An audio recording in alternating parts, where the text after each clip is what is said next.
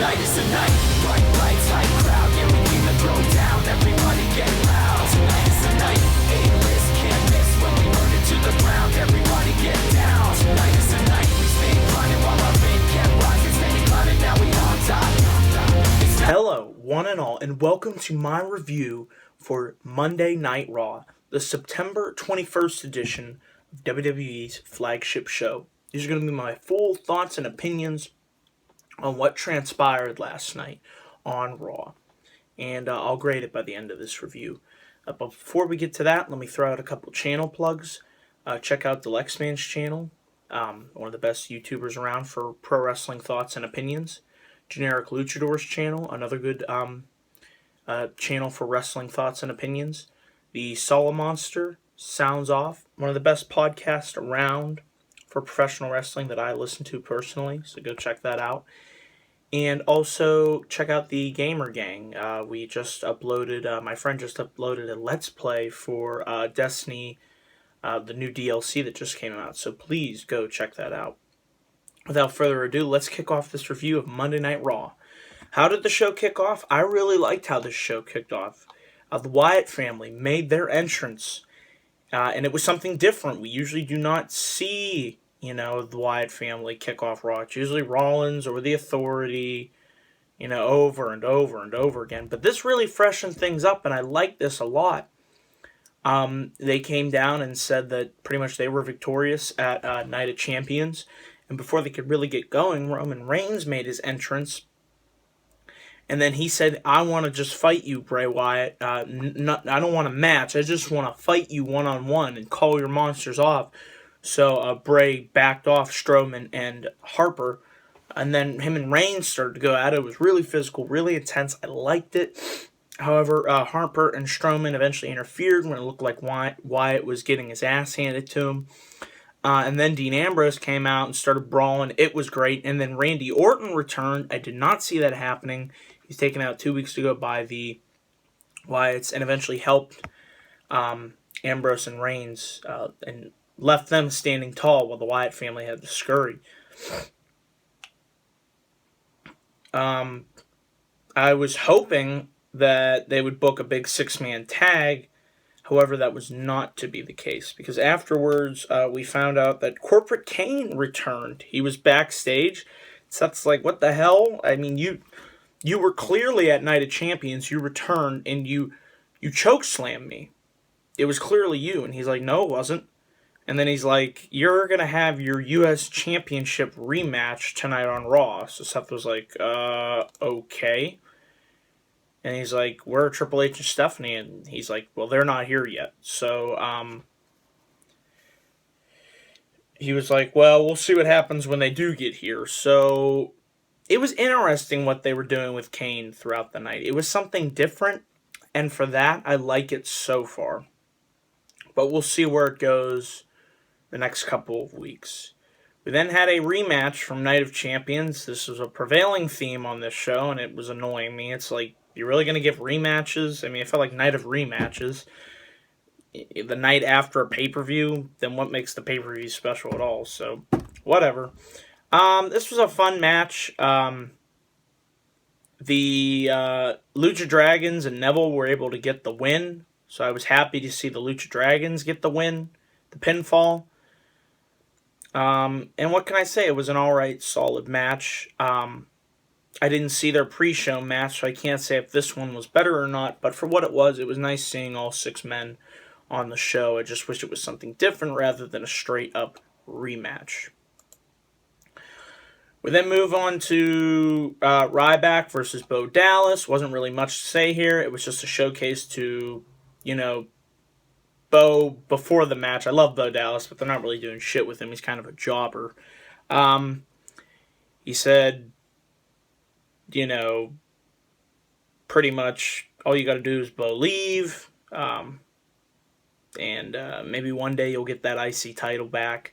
And then Ryback pretty much kicked his ass, and he was able to get him with the shell shock in just under 3 minutes. Owens was on commentary, and then afterwards he laid a nice little cheap attack on Ryback, so it looks like they're going to be continuing this feud, and we'll see where it goes from here. Then we had a part of the show, probably my favorite part of the show. Yes, this was. This was the Divas Championship celebration for Charlotte. Ric Flair came down to the ring. He introduced the new Divas champion, his daughter. He was very emotional, and the crowd gave Rick a great response. They were very happy to see Charlotte. She was overwhelmed, with the amount of emotion, and she hugged and kissed her father. And then Paige, as she was like, thanks to Becky, one of my good friends. And then she was about to dress Paige, and then Paige just ripped a pipe bomb on her. She was like, this is all a joke, and that, I was the one that really started this, Divas Revolution down at NXT, and that on my first night, I won the Divas Championship. That's better than what you have done, and that the only reason that she has obtained this level of success is because of her father's name. And that got a really great ovation from the crowd. I mean, it felt like a CM Punk / AJ Lee pipe bomb, and it was just great. It really was. I was waiting for this to happen for a long time, and I really liked how they set this up. And hopefully this leads to Charlotte versus Paige at Hell in a Cell. I think that should be the feud going forward. That would be a great feud. And this led to Nikki came out. She's like, you still can't forget about me. I still have my rematch, and you're going to be going up against Brie tonight. So then it was Charlotte versus Brie Bella. It was an alright match. Brie continued to work over the left knee of Charlotte that was damaged the night before at Night of Champions. However, Charlotte was able to persevere. She was able to eventually lock in the figure eight, hit the spear, then the figure eight to make Brie Bella tap out. So I'm glad they're making Charlotte at least look strong. This was an okay match for her first. It's her first night as Divas champion. Then we had Sheamus versus Mark Henry. Nothing more you can say about this. There was nothing at all to this. Sheamus won with a bro kick. So that was that. Moving on. We had Dolph Ziggler teaming up with the Dudley Boys versus the New Day. And before the match, the New Day made their entrance and they cut a promo. It was a great promo. They pretty much said Xavier Woods was hurting, from being put through the tables, and we have to save the tables. Save the tables. And they want to build a fence, a wall around Dudleyville, or a wall to keep people from going into Dudleyville. So the New Day were, great, entertaining on the mic as always. Then the Dudley Boys came out, and along with Dolph Ziggler and Rusev as well. So it was Dolph Ziggler and the Dudley Boys versus Rusev and the New Day. A fun 6-man tag match.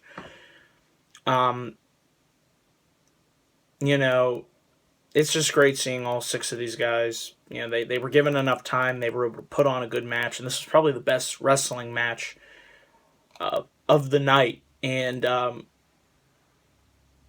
liked seeing, Rusev, Kofi, and Big E being able to get the win. Bubba Ray was able to make a hot tag. Rusev, however, met him in the ring. And he was able to get a super kick. And another highlight of this match, sorry I'm going all out of place here, was when Dolph Ziggler super kicked Xavier Woods, and then he was playing the trombone on the outside.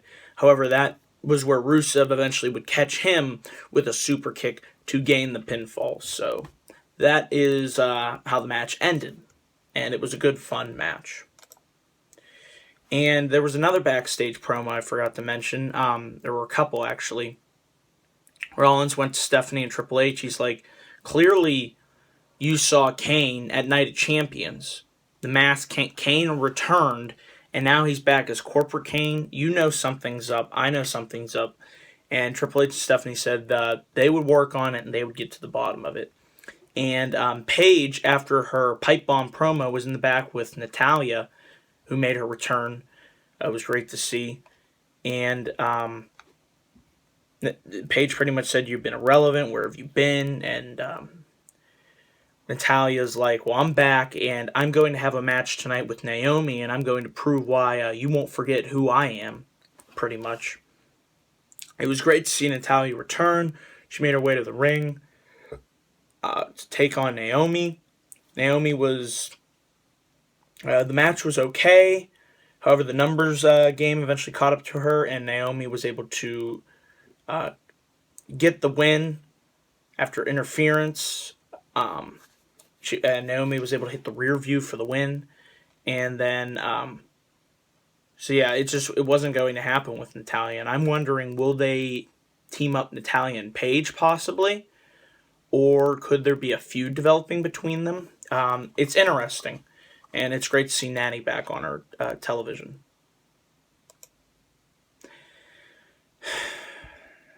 Then we had part of this show that I just fucking hated. Excuse me, but I have to say it. It was Cesaro versus The Big Show.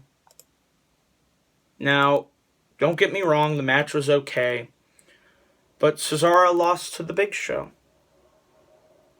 And it pissed me off because this is the second time this has happened. Clearly, they have no plans for Cesaro. You know, he had those 2 great matches with Cena over the summer. I thought he was going to get a big push. But they've clearly treated him like a piece of shit. And I don't know why, because the crowd likes him. There's the Cesaro section signs. There's clearly people that want to see him thrive and make it to the top of this industry. But for some reason, management doesn't like him. Vince doesn't like him because he's Swiss. He's not one of theirs. I don't know. Some stupid, dumb reason. And they have Big Show go over on him with the knockout punch to hype his freaking match against Brock Lesnar, which he's clearly going to lose. No one's going to believe that the Big Slow, at his age, he needs to retire, is going to beat Lesnar. No, so they had Cesaro. Sorry about that. They had Cesaro job out to Big Show, so Big Show can lose to Lesnar. Now, what sense does that make? Can we build stars? It's 2015. Cesaro should have won. He should be, facing Lesnar at the live event. That would be something different. But no, it's the freaking Big Slow. Can we please move on from these old relics? I'm sorry, no offense to Big Show. You're a legend. But it's time to move on. Please. This pissed me off. This was definitely the low point of the show for me. So I don't buy Big Show as a threat to Lesnar anyway. He already lost at the Royal Rumble, so whatever. Maybe Lesnar will retire him. That would be great. Then we had Cena versus Rollins rematch for the United States Championship. I'm sure it was a good match. I really didn't care about it because I saw it the night before. I'm like, we're seeing way too many rematches. Raw is too long. It needs to go back to 2 hours clearly. But Cena pinned the WWE champion, so, Super Cena, LOL, Cena wins again. And then afterwards, Kane appeared on the Tron, and he's like, you're going to have a challenge from the least likely amount of opponents. The pyro went off. Big Red Monster came out and did the same thing that he did to Brie Bella a couple months ago. And he appeared from under the ring, and he dragged Seth Rollins to hell. I don't know. It wasn't really my thing. I wasn't really a fan of that ending. It was kind of kiddie and cartoonish. But overall, if I had to grade this show looking back on it, I'm going to give it a C-. It really wasn't that great. It was just average. It was there. So hopefully next week things pick up on the road to Hell in a Cell. And hopefully Lesnar and Taker return to start hyping their build for the Hell in a Cell pay-per-view. So yeah, C-. I'm giving this week's episode of Raw. And what more can I say? So those are my thoughts and opinions on last night's episode of Raw. If you like what you saw, please click that like and subscribe button. Would greatly appreciate it. Thank you once again to each and everyone who watches my videos. I'm really trying to grow and expand this channel's audience, and I can't do it without you. So thank you to everyone that watches. Be on the lookout for my NXT review coming up this week, and I will also be making a predictions card video for Hell in a Cell coming up next month. So with that, I'm out. Thank you for all for watching. Peace.